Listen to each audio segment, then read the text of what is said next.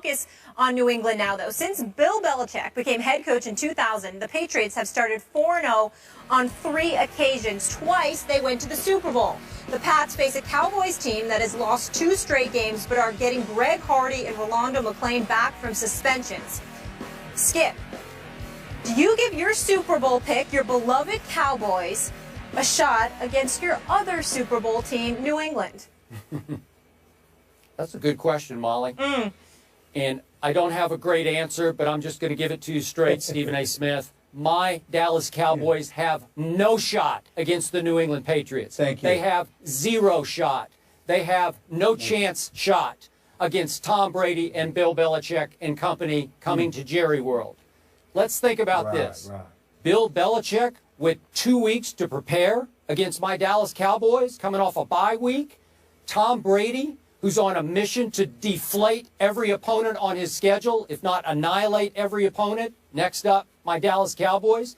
Tom Brady, who could be a little miffed at, if not angered by, and certainly inspired by the comments that Greg Hardy gratuitously made about Giselle, his wife. Really? My Dallas Cowboys, who never seemed to play very well at Jerry World, who last seen at home were getting blown off the field in the second half by the Atlanta Falcons, those Dallas Cowboys? Stephen A., I'm sorry. If we're talking about, I have Tony Romo, I have Des Bryant, I have Skandrick, I have Lance Dunbar, I have a healthy Sean Lee. If you tell me that, we could have a different conversation. But Greg Hardy's return, Rolando McClain's return, will not make that much difference against the best quarterback in all of pro football and the most explosive offense in all of pro football. Now, the only hope I do have is that New England has been giving up an NFL worst 4.9 yards per rush by the opponent.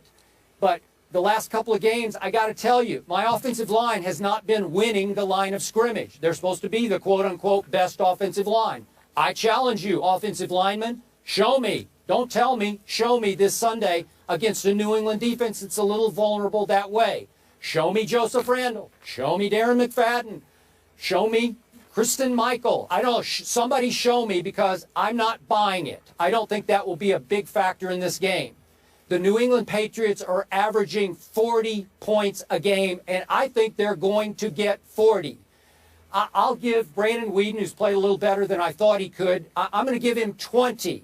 But Stephen A., would I love to see my Cowboys win this game? Sure I would. Did I pick them to beat Atlanta and then win at New Orleans to try to bank 2 more wins to get to 4-0 and then just try to ride out the storm before Romo and Des come back? I picked them, and they came up short both times. Fought hard, at least for a half against Atlanta, and took it to overtime at New Orleans, but it wasn't enough. So now, I'm sorry, I see New England 40, Dallas 20. Well, you know, let me say this, Skip Bayless. I'm so proud of you. I mean, I'm touched. I'm touched that, you know, you just came to your senses at least with one topic for this show. I mean, the fact that you pull this off once a month is a miracle. So I guess this was your month. I mean, you actually sound sane and reasonable. You know, you're always factual. You just leave out the facts you want to leave out because you know it'll hurt your argument. You looked high and low, you know, I mean, all over the place for a reason to make a case for your Cowboys. And you came to the conclusion that this just could not happen. And so I'm very, very proud of you that you recognize that for the 3rd consecutive week, the Dallas Cowboys are going to go home losers. Because that's exactly what's going to happen. It's just a matter of how quickly the annihilation is going to kick in. I mean, do you realize that some dude named Dion Lewis is the 2nd leading receiver on the New England Patriots? I mean, he's got 15 receptions. Yeah, they just gave him a big new contract. You know what I'm saying? Actually third. Actually third is behind Julian Edelman and Rob Gronkowski, and then it's him. Do you have any idea that even though they don't run the football that much, they have 2 running backs running over 4 yards a carry, and Dion and LeGarrette Blount. The fact of the matter is that as we look at the New England Patriots, they're just I think the only question is are the Dallas Cowboys going to make this interesting, or is this going to be the Patriots against the Jacksonville Jaguars? I mean, if you actually can make a legitimate argument that the Patriots may be the only team in NFL history that had 3 consecutive bye weeks. You had the Jaguars, then you didn't play last week, and then after that you got the Cowboys this week, which is probably going to be a bye week. You know, I mean, that's just what I see right here, Skip Bayless. I'm trying to wonder, really, from the bottom of my heart, I'm just trying to look at it, and I'm just saying, the Patriots, I mean, not only are they winning football games, but they're getting quality time off to rest their bodies. And so it's going to be real interesting to see. My prayer is that since it is nationally televised, and since America's supposed team is going against America's team, which is the New England Patriots, my only hope is that the Dallas Cowboys don't embarrass themselves, don't embarrass you, and get beat down so badly that Jerry Jones will panic and he will rush Tony Romo back in there with a sling, for crying out loud, if he has to, okay, to throw the football. Not that Brandon Whedon has been bad, because I don't think he's been bad. I don't think he's the reason the Dallas Cowboys have lost these games. I think their defense is responsible for the loss in Atlanta, and I think their defense is responsible for the loss last week in New Orleans, okay? So if you lost to Atlanta and you lost to New Orleans, and now you're going up against the New England Patriots, and suddenly your defense is going to be better. And oh, by the way, Greg Hardy was not only talking smack about Tom Brady, but he used his wife and talked about how he hopes his sister comes too. I mean, really? You did something like that? Really? I mean, it's quite bad. It's quite bad. But I will acknowledge this. For the first time, I consider the Dallas Cowboys must-watch television this weekend. I can't wait. I just can't wait. It's going to be a beautiful, beautiful thing, Skip Bayless. I'm going to have a ball. I'm going to have my popcorn ready. I'm going to have my popcorn ready, Skip. Yeah. Let me jump in here to interrupt your act that you're putting on, your shtick.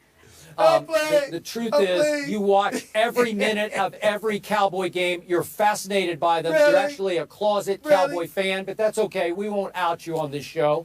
And here's the bottom line. And I appreciate you repeating my case back to me, but here's the bottom line. I want to impress this upon you. Be very clear with this. I am not giving up on my Cowboys' long-term chances this football season. Romo will come back.